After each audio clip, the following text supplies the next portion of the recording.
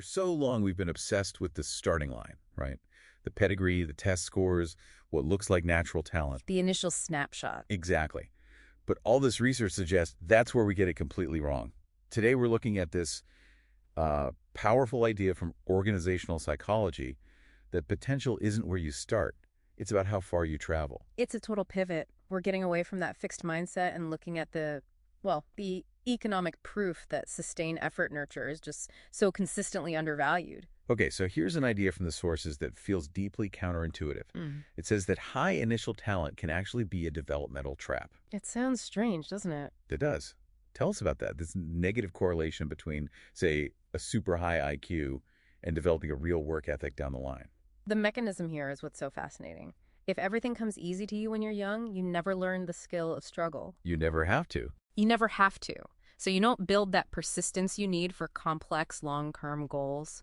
This means success, real success in tough fields often comes down to an unusual motivation. It's a drive to keep going when you hit a wall. That's the democracy of distance traveled. That's it, exactly. That makes so much sense psychologically. Yeah. But where do the numbers come from? I want to talk about the Nobel laureate, the economist James Heckman. He actually quantified these so-called soft skills. And the data is just startling. After all the effort we've put into measuring IQ, the research shows it. Yeah. It barely moves the needle on what you achieve in life. Barely moves the needle. Cognitive ability, raw intelligence, it only accounts for maybe 1 or 2% of the differences in income. Wait, 1 or 2%. So what matters more? Grades and achievement tests. Okay, but hold on. Why are grades better if they're also supposed to be testing cognitive ability? Because they do it indirectly, but what they really capture are the non-cognitive skills. Like grit, perseverance.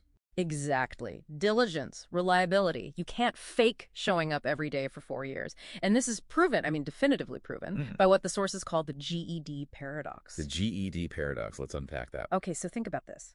People who get a GED are, when tested, cognitively equivalent to high school graduates. Same intelligence scores. Right. But their life outcomes are dramatically worse. Worse health, activity limitations. Their stats are basically indistinguishable from high school dropouts. Wow. So the market isn't rewarding the knowledge itself. No, it's rewarding the process. The diploma certifies the sustained effort, the commitment, the character skills you built over years. The journey mattered so much more than the final score. So if that sustained character, that discipline is the key, what does this mean for us? I know Adam Grant revisited Aristotle on this, suggesting we see determination not as some innate virtue, but as a learned capability. Yes, a skill you can train. And that's the big practical takeaway here. We can actively build these skills. What's the strategy? One of the most powerful ones is a shift to what's called identity-based praise. So instead of saying, you did a great job cleaning your room, which is about a behavior, You say something else. you say, I appreciate you for being so helpful. You're praising the identity, not the action. So that shifts the internal frame. Precisely. You help the person internalize that trait. They start to think, I am a helpful person. It's about who you are becoming, which reinforces that sustained effort we've been talking about. So to wrap this up, the sources are making it pretty clear that focusing on these character skills it's crucial. They say these human capabilities like determination and resilience are what elevate us above machines, especially now. Absolutely. The constant act of just getting better, of cultivating those skills, that's a worthy accomplishment all on its own.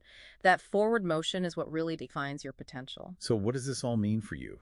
If character is the ultimate AI-proof advantage, then we really need to think about the meta skill here. Learning quickly from failure, that's learning agility. The highest expression of distance traveled. So here's a final provocative thought for you.